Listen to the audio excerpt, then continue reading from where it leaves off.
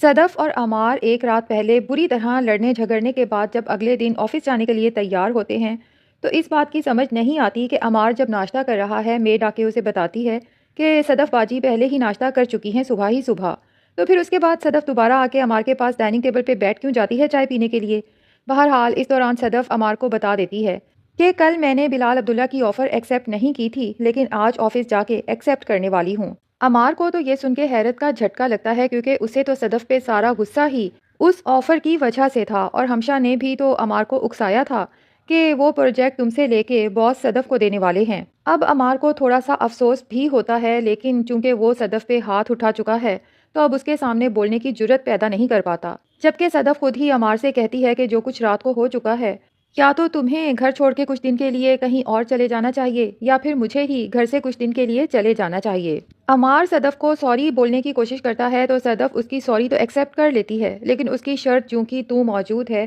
اس لیے عمار سے کہتی ہے کہ مجھے شام تک فیصلہ کر کے بتا دینا، اگر تم گھر میں رہنا چاہتے ہو تو میں اپنی امی کے گھر چلی جاؤں گی۔ اب صدف جب آفس جاتی ہے بلال عبداللہ کو بتاتی ہے کہ اس کی آفر قبول ہے اور یہ بتائیں کہ لاہور کب جانا ہے، تو بلال عبداللہ صدف کی شکل دیکھ کر ہی پہچان جاتا ہے کہ کچھ نہ کچھ برا ضرور ہوا ہے، اور ویسے بھی جب صدف کو رات کو عمار سے تھپڑ پڑا تھا تو بلال عبداللہ کے دل کو تو اسی وقت پتہ چل گیا تھا کیونکہ وہ گہری نیند سے یک دم جاگا تھا اور اس کے دل نے کہا تھا کہ یقیناً صدف کے ساتھ کچھ برا ہوا ہے۔ بہرحال بلال عبداللہ صدف سے کہتا ہے اسی لیے تو میں نے آپ سے کہا تھا کہ اتنی جلدی انکار نہ کریں، گھر جا کے ایک دفعہ عمار سے بھی ڈسکس کر لیں، ہو سکتا ہے آپ اپنا ڈیسیژن چینج کر لیں۔ پھر صدف کی طرف دیکھتے ہوئے کہتا ہے کہ کیا میں پوچھ سکتا ہوں کہ آپ کا ڈیسیژن چینج ہوا کیسے؟ تو صدف کہتی ہے کل میں نے انکار کیا تھا، ڈیسیژن تو میں نے آج لیا ہے۔ اب صدف کو آہستہ آہستہ اندازہ تو ہو ہی رہا ہے کہ بلال عبداللہ سے ڈر کے، اس کی بری عادتوں سے گھبرا کے میں نے جلدی میں عمار سے شادی کرنے کا فیصلہ تو کر لیا، لیکن اب جب وہ دیکھتی ہے کہ بلال عبداللہ کے بارے میں جو کچھ اس نے سنا تھا اس میں سے کبھی ایک بھی برائی خود اپنی آنکھوں سے بلال عبداللہ میں نہیں دیکھی،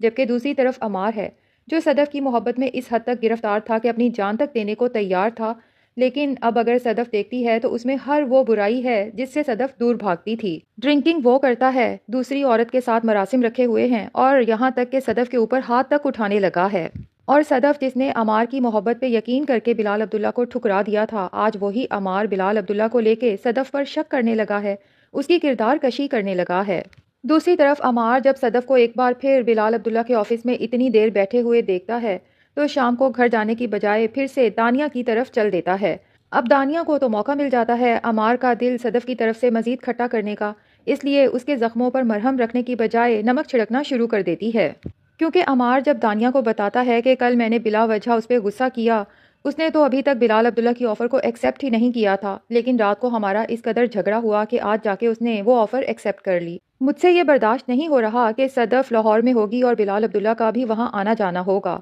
صدف یہ سب کچھ صرف اور صرف مجھ سے بدلہ لینے کے لیے کر رہی ہے۔ تو دانیہ بہت سمجھدار بن کے ایک بیکار سی فلسفی عمار کو سناتے ہوئے کہتی ہے کہ عورت جب مرد پہ شک کرے تو اسے چھوڑتی نہیں ہے، اور مرد جب عورت پہ شک کرے تو اسے رکھتا نہیں ہے، یعنی دوسرے لفظوں میں اسے سمجھانے کی کوشش کر رہی ہے کہ اب جبکہ تمہیں صدف پہ شک ہونے لگا ہے تو مرد بنو اور جتنی جلدی ہو سکتا ہے اسے چھوڑ دو۔ لیکن عمار ابھی بھی صدف کو چھوڑنے کے لیے تیار نہیں ہے، جبکہ دانیہ اپنی کوششیں جاری رکھے گی اور عمار سے کہے گی کہ اب تو صدف کو پتہ چل بھی چکا ہے کہ تم میرے پاس ہوتے ہو، لیکن اس کے باوجود بھی اس نے نہ تمہیں روکنے کی کوشش کی، نہ یہاں آ کے کبھی مجھ سے بات کرنے کی کوشش کی کہ میرے شوہر سے دور رہو۔ اس سے تو صاف پتہ چلتا ہے کہ اسے تم سے محبت ہی نہیں بلکہ وہ بلال عبداللہ سے ہی محبت کرتی ہے۔ عمار کہتا ہے میں صدف کو چھوڑنے کی غلطی نہیں کر سکتا، میں نے اسے بہت مشکل سے حاصل کیا ہے۔ تو دانیہ کہتی ہے کہ تم محض بے وقوفی کر رہے ہو کیونکہ تم اس ٹرین کا انتظار کر رہے ہو جو تمہارے اسٹیشن پہ آئے گی تو ضرور لیکن کبھی کھڑی نہیں ہوگی بلکہ دھول اڑاتی ہوئی اگلے اسٹیشن کی طرف چل دے گی، اور تم محض دیکھتے کے دیکھتے رہ جاؤ گے۔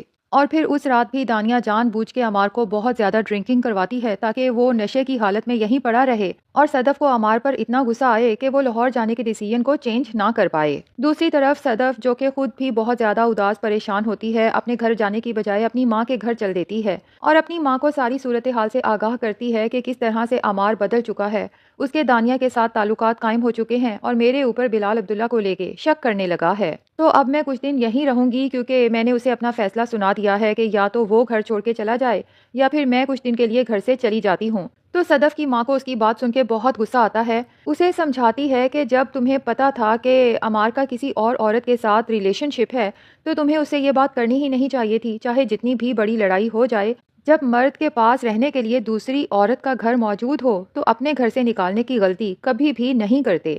اب صدف کی ماں تو اسے یہ باتیں ایسے سمجھا رہی ہے کہ اگر صدف عمار کو گھر سے نہ نکالے تو وہ کبھی دانیہ کے گھر جائے گا ہی نہیں، جبکہ وہ تو پہلے ہی پوری پوری رات دانیہ کے گھر پڑا رہتا ہے. خیر صدف اپنی ماں کو بتا دے گی کہ میں نے لاہور جانے کا فیصلہ کر لیا ہے بلال عبداللہ کے نئے پروجیکٹ کو جوائن کرنے کے لیے، اور پھر اس کے بعد اپنے بھائی زاویار کے ساتھ کیرم کھیلنا شروع کر دے گی تاکہ ماں کو یہی شو کرائے کہ وہ اپنے ڈیسیژن پہ بہت خوش ہے. اسے کوئی پرواہ نہیں عمار کیا کرتا پھر رہا ہے. جبکہ گیم کے دوران صدف کا بھائی زاویار اس بات کو اچھے سے نوٹ کر لے گا کہ صدف بظاہر تو کیئر فری نظر آنے کی کوشش کر رہی ہے اور میرے ساتھ یہاں گیم کھیل رہی ہے، لیکن دماغی طور پہ یہ یہاں موجود نہیں، شاید عمار کے بارے میں ہی سوچ رہی ہے. زاویار کو بہت افسوس ہوگا کہ صدف نے اتنی جلدی میں اس آدمی کو سلیکٹ کر لیا جو زاویار کو کبھی بھی پسند نہیں تھا، اور زاویار تو ہمیشہ سے یہی چاہتا تھا کہ صدف کی شادی بلال عبداللہ سے ہو. تو اب لگتا یہی ہے کہ بلال عبداللہ اور صدف کو قریب لانے میں زاویار بھی بہت اہم کردار ادا کرنے والا ہے، کیونکہ زاویار صدف کے بارے میں بلال عبداللہ سے باتیں کرتا رہتا ہے. اور اب بلال عبداللہ کو جب زاویار اور ہمشہ دونوں سے پتہ چلے گا کہ عمار کسی اور عورت کے ساتھ ریلیشن شپ میں ہے